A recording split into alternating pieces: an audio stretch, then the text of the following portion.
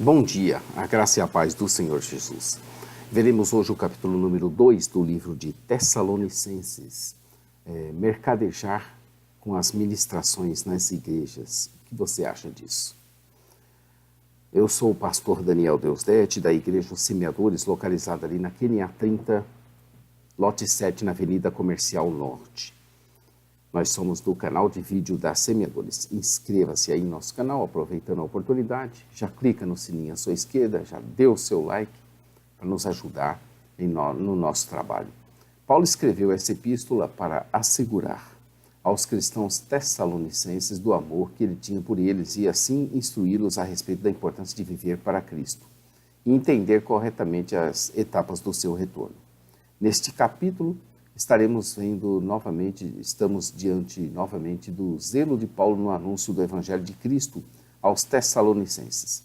Ele exorta, ele se defende, ele também ataca, mas sempre mostrando e demonstrando com todas as letras e com todo o poder do Espírito Santo o papel que ele tinha como ministro de Cristo.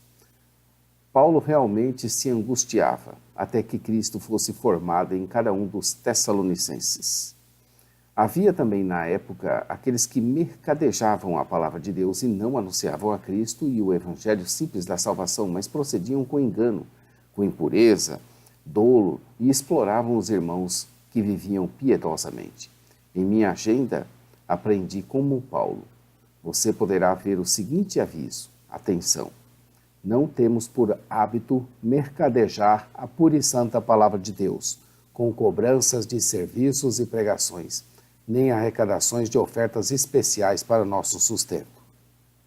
Deus tem sido generoso para conosco e não precisamos fazer negócios quando envolve a pregação e a ministração em qualquer que seja o evento, porque nós não estamos, como tantos outros, mercadejando a palavra de Deus. Antes, em Cristo, é que falamos na presença de Deus com sinceridade e da parte do próprio Deus. 2 Coríntios 2,17. Nós estamos na segunda parte da nossa divisão proposta, que é a história, que vai terminar no capítulo 3, amanhã. Paulo tratou, na história, essa epístola com reflexões históricas de diversos aspectos do seu relacionamento com os tessalonicenses, envolvendo agradecimentos, explicações e orações. Elas formaram as divisões que nós estamos seguindo. Nós estamos vendo a ação de graças de Paulo pelos Tessalonicenses, que vai até o verso 16 desse capítulo. Também elas formaram nossa divisão proposta, que nós dividimos em sessões, e nós estamos na segunda sessão, a lembrança deles do ministério de Paulo, que termina aqui no verso 12. Esses versículos de 1 ao 12 revisam o ministério de Paulo em Tessalônica. Embora Paulo estivesse agradecido de que os cristãos de lá estivessem atentos à conduta que ele mostrou quando ensinava entre eles, há uma nova polêmica nessa passagem.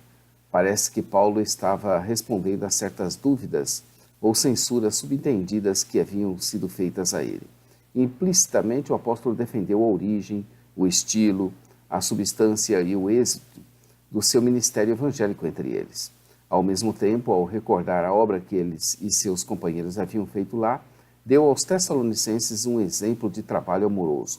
Apesar de maltrato sofrido por eles no anúncio do evangelho, mesmo assim tiveram ousadia, confiança em Deus para não recuarem na obra e no serviço de Deus.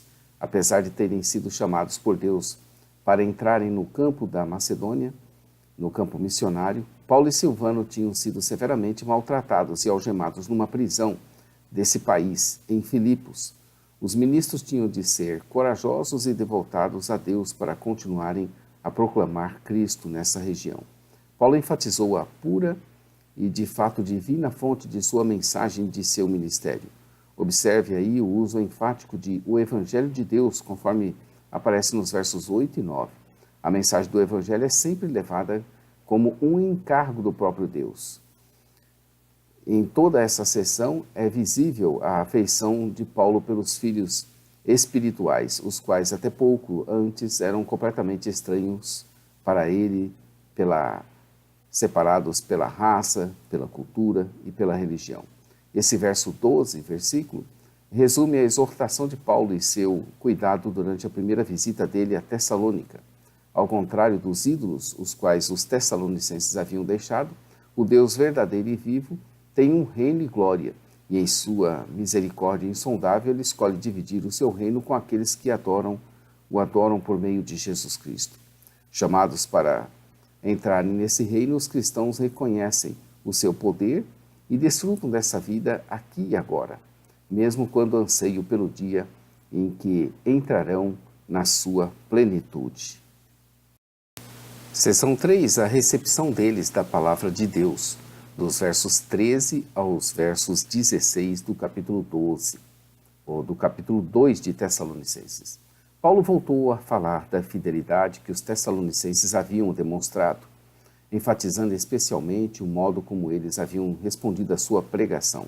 Paulo caracterizou a mensagem que ele pregou entre os tessalonicenses como palavra de Deus, para contrastar com a palavra dos homens, e os encorajou a recebê-la como se palavra de Deus realmente fosse.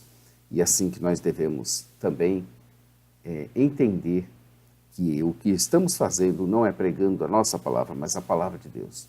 A palavra de Deus, embora seja transmitida por meio de homens, não é uma mensagem de simples poder humano, é uma mensagem divina e de maneira ativa e efetiva age nos corações, age nos cristãos por meio do Espírito Santo.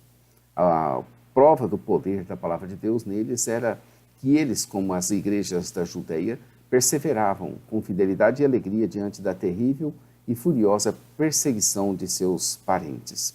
Assim como Jesus observou o propósito comum entre aqueles que tinham perseguido os profetas e aqueles que estavam perseguindo, Paulo também viu a mesma solidariedade estendida aos judeus com os quais ele tinha trabalhado, que perseguiam a Cristo ao opor-se ao Evangelho. A elaboração completa da abordagem de Paulo a esse problema da rejeição judaica do Evangelho é bem desenvolvida nos capítulos 9, 10 e 11 do livro de Romanos. A ira, verso 16, porém, sobreveio contra eles definitivamente. Esse definitivamente também pode ser traduzida como finalmente. Isso pode se referir profeticamente à catástrofe que viria sobre Jerusalém no período dos 20 anos dos escritos de Paulo. Ou pode se referir também à sequência de calamidades que já tinham começado a atingir o auge no grave desastre ali no ano de 70 depois de Cristo. Pode também ser um comentário sobre o punitivo endurecimento de um amplo segmento dos filhos de Israel em sua culpável rejeição de Cristo, um endurecimento que Jesus via como um cumprimento da terrível profecia de Isaías, em Isaías 6, do verso 9 ao verso 10, que foi citada também em Mateus 13, versos 14 e 15. Compare com o resultado semelhante da ira de Deus sobre os gentios, resumida ali no capítulo 1 do livro de Romanos, dos versos 18 aos versos 32.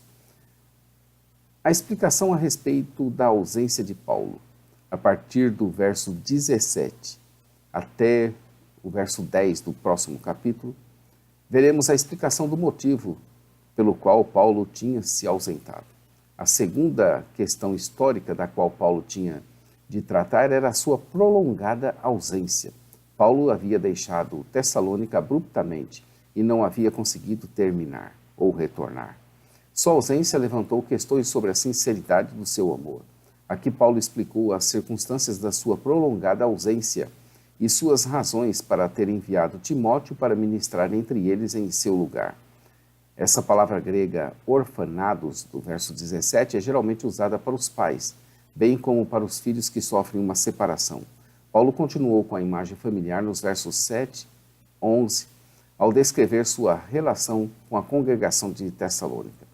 Embora Paulo tivesse querido visitá-los, Paulo alega que enfrentou oposição e que não a pôde vencer, mas sendo esta originada de Satanás.